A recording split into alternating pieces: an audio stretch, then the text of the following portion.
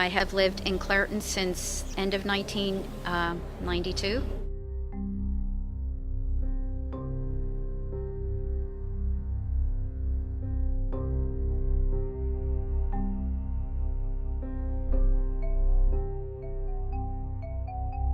I am a migraine sufferer, and I've noticed whenever U.S. Steel puts out stuff through their stacks, usually at night, I usually wake up with a migraine. It seems to happen most of the time. It just seems very coincidental. It happens so much.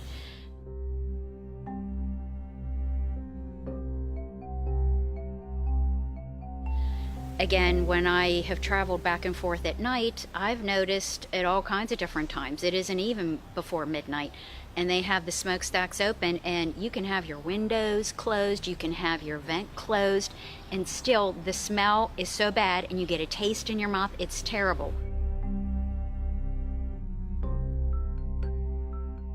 It just seems like there's so many. Every single family that I have come into contact with either has cancer in their family, have had people die of cancer, or multiple members of their family. I mean, it's very prevalent in this area, cancer of all kinds. Not just lung cancer, but you name it.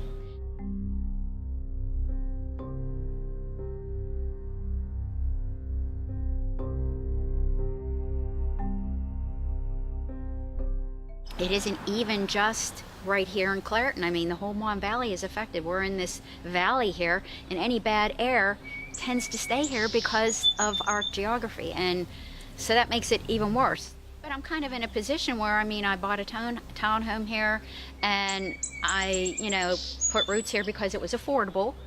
And then once I'm here, then I find out that there's these issues to deal with, and that's, been a problem for me. Yeah, and I haven't had the money to be able to move. There is a great community of people here that are trying to make things better, that are trying, to get the community to come together about all these issues that are a problem and get something done. But it makes it tough because there are people that are afraid. They're afraid of losing jobs. They're afraid of their relatives losing jobs, or all kinds of other types of problems that could occur because they come out and say something, so they're afraid to say anything. You gotta speak up.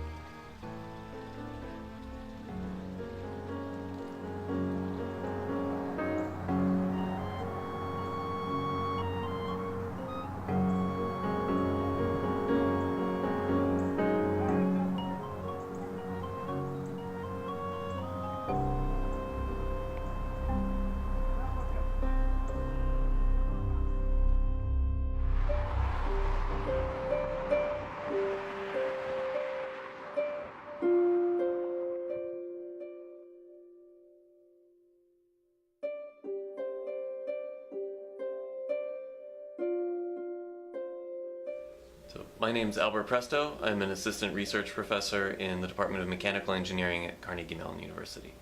The Clairton Coke Works is part of the larger Mon Valley industrial complex, and it's one of the largest single emitters in Allegheny County. So it's one of the largest emitters of sulfur dioxide and particulate matter in the county, and emits other pollutants such as nitrogen oxides and polycyclic aromatics and things like that.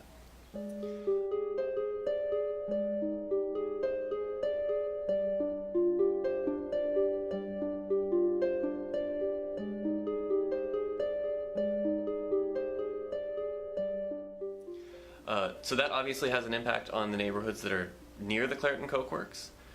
The other thing that happens is that these emissions do not stay right near the Coke Works. So they get picked up by the wind and carried around, and they create these large emissions plumes that can be detected many miles downwind. And so we did some measurements in parts of the Pittsburgh southern suburbs and in the East End and Squirrel Hill And on a lot of nights, we could actually detect these plumes that were coming from the Mon Valley. Plumes, while they might not trigger any sort of violations of EPA rules, they do cause elevated concentration events in these locations.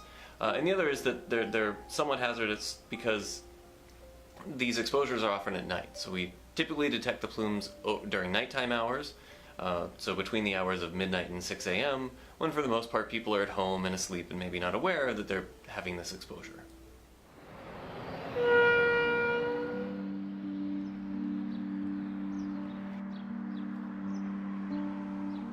Hi, my name's Christine. I'm 51 years old, and I lived in Clairton all my life. Had to move here, where we are right now, because of kidney cancer.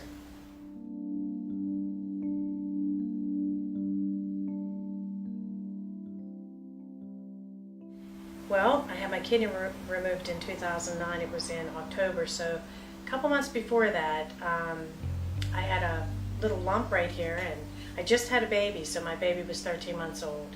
So I thought it was due to that, you know, so I went, and the doctor said, she said, I'm gonna go with it, you know, so let's go and get a scan.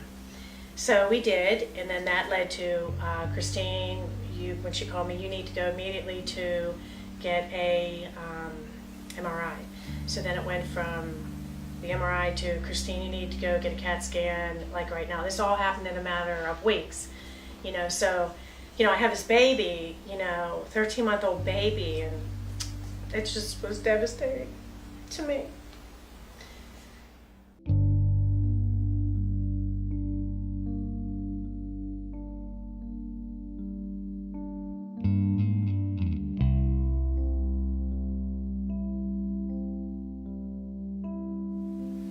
I go get the CAT scan, and they called me right away, and they said, do you have anybody to watch your little baby? And I said, Molly, what's wrong?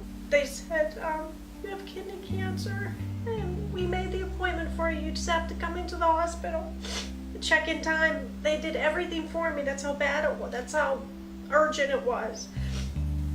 It was a hair away from your bloodstream, and it would have been nothing we could do for you. So, by the grace of God, that happened.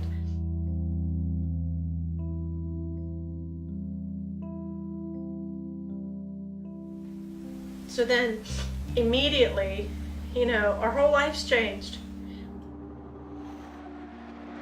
But every day we'd come out and there would be black, gritty dust everywhere, all over our cars, all over everything, you know. So it had to be pretty bad. The research that I came up with, it's environmental. I'm living right in the middle of it. It's benzene. And benzene comes from burning coal. Within 7 months we moved because I wasn't willing to give them my other kidney. That they need to do something.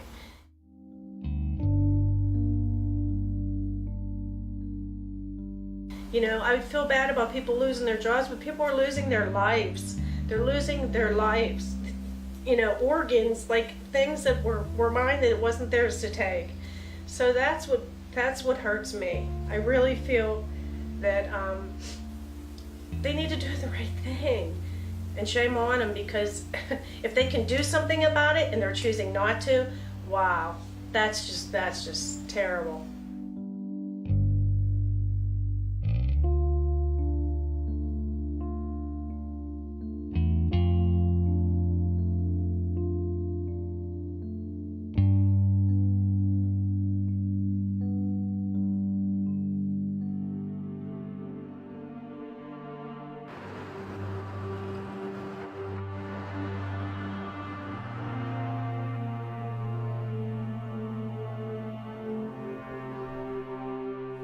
I did not grow up here, but we moved here in the 80s and have been here ever since. And throughout that entire time period, there has not been 1 month that has gone by that you don't get the horrific smell of benzene in the air. The wind's blowing the right way, you can literally taste it. I can't tell you how many people I know and know right now that are dying with 4-stage lung cancer. I have not talked to anybody in this town who doesn't know or have at least one child in their family that does not have severe breathing and asthma problems.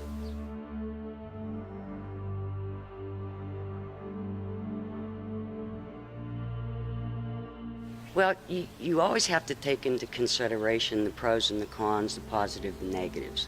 U.S. Steel did have a good impact for a long time with the amount of jobs it provided. When things got really bad with the soot and all that, they did work to clean it up.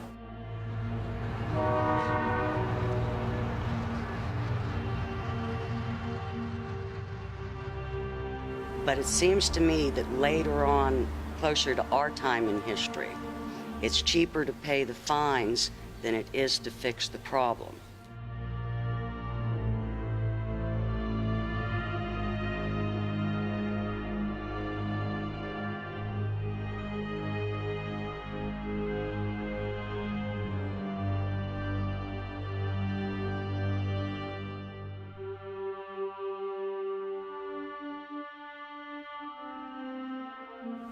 The people that were born and raised here have a very strong connection to here.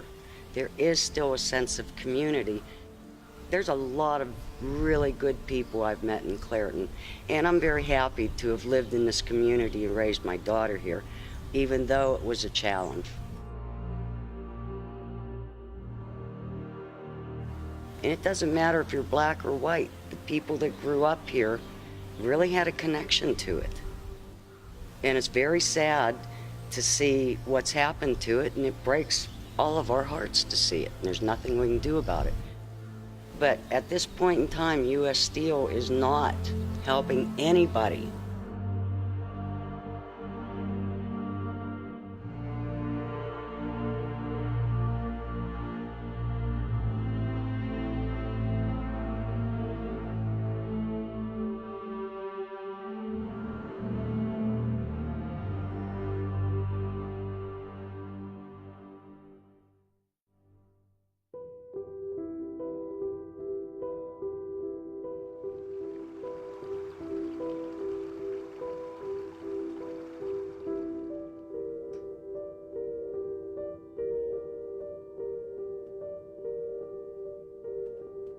Hi, my name's John Makis. I'm 36 years old. I've lived here since roughly 2008.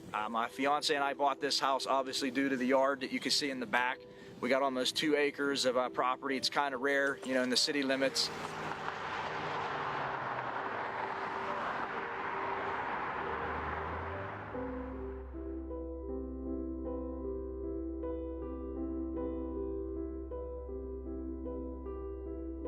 Shortly after we moved in here, we noticed that we were having some breathing problems and really strong chemical odors. I filed numerous complaints against them through the Allegheny County Health Department. Not once have they ever come out to investigate one of the issues. I was given a number for United States Steel, and you know, I'd call this number and I would file complaints with them directly.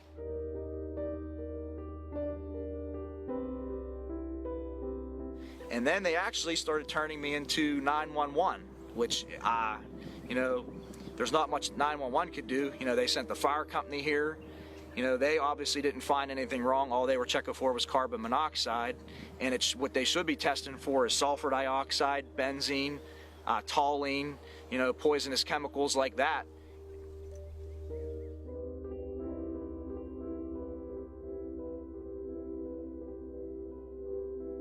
And again, no one ever come to the house, no one ever investigated, nobody cared. It got to the point where they would just blow me off.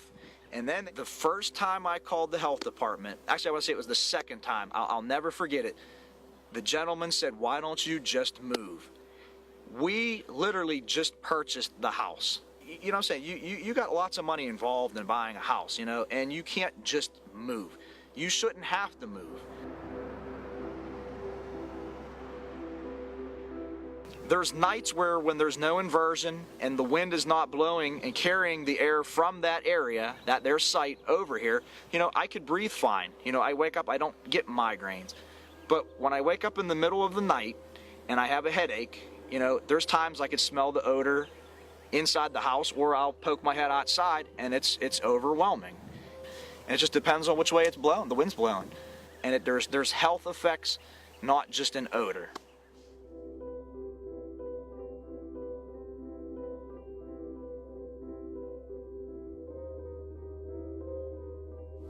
I think PennFuture needs to be involved 100%. I think it's great that there's actually people that care. You know, I understand it's a company, you know, you can't shut it down. What's wrong with going 8 to 5 and then idling them batteries to the point where there's nothing coming out? This way, we could sleep with our windows open. People could go out and play. Their kids could go out in their yards and enjoy it. You know, they don't seem to understand that it's not just an odor. It's more than an odor.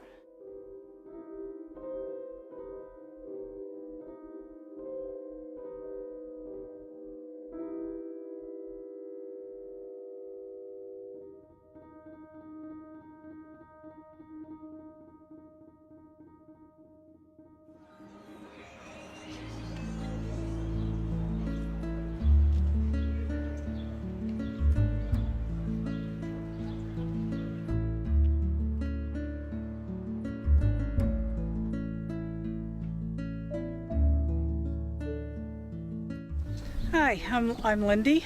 I have lived in Clairton for over 15 years.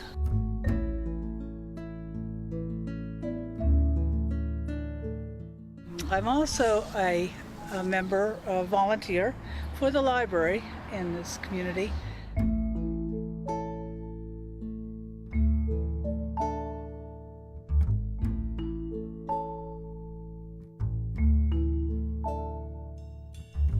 We just finished our third day of a local art exhibit and sale. All of the people who entered pictures were either have lived here or are living here now. Absolutely marvelous. The talent in this place was unbelievable. One of the exhibitors in the show is a man named John. I guess we'll just say John. He lived here all his life, and he remembers a lot of the old buildings that were here as a young man, some of which are now torn down, and he has drawn them freehand from and gotten the background of even what has changed since then.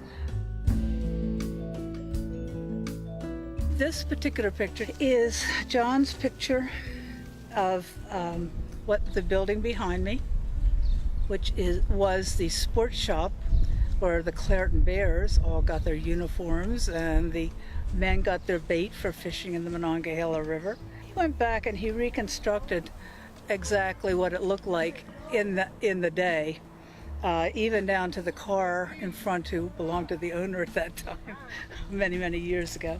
Clairton has had a bustling downtown. It's flat, it's nice, 2 main streets. The art show had pictures of people from the town doing various occupations, and the Montour Trail, which runs right through the town a little bit to the east here.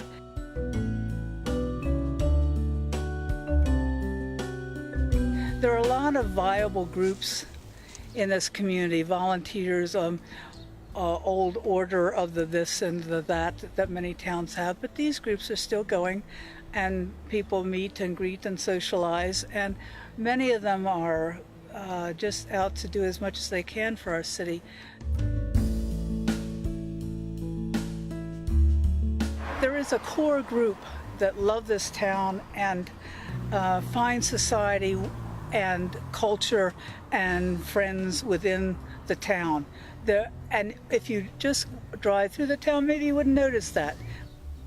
We're the Friends of the Library, and we try to put on some events that enrich the town and the cultural life for the people here.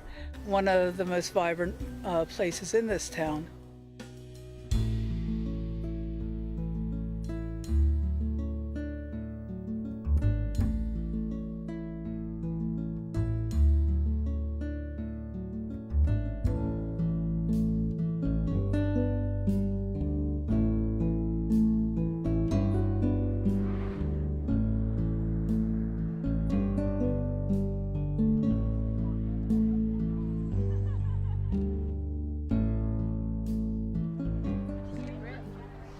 My name is Brad. I'm hurt, and 9 years old. My name is Tayton Harvey, and I'm in 4th grade. I'm 10. All right, I'm Jaden McDougald. I'm in 10th grade. I'm 16 years old, and the group, what he means by the group is SPC, Stay Positive Clairton, and by that is we come down sometimes after school, sometimes whenever we're open, and pretty much we do homework, play games, have events, plan trips we take out of states and things like that.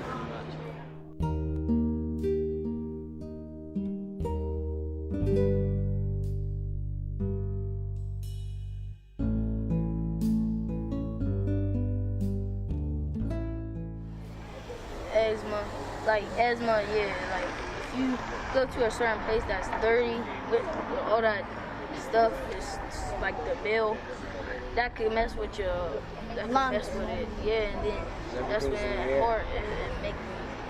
It hard to breathe. Do a lot of your friends have asthma or breathing problems? I do.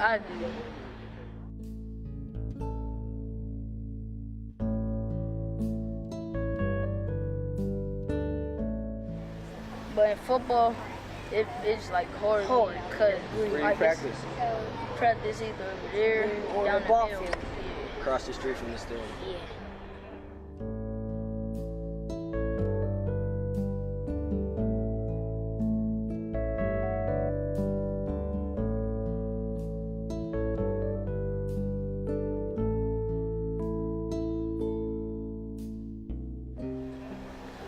So most people, like, they have to take their gear off and take their helmet off to breathe and stuff. Yeah, some people just have to take their gear off and just lay back.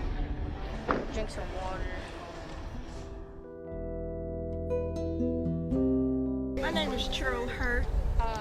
These are my grandchildren and my new adopted grandchild. One of the things that's most important to me with the air we breathe is the future of my grandchildren and the future generations here in my community. I also have a monitor that shows the pollution index within the home, which is very important to me because I also have a daycare, and when the pollution index is high, it alerts me that my children shouldn't go outside to play. At the baseball, football games, so many children have the different breathing apparatus because they can't breathe with asthma.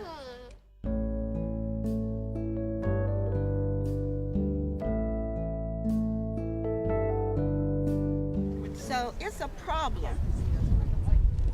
And I'm here with all of my grandchildren to say that we hope that the air pollution can be looked at as we see it.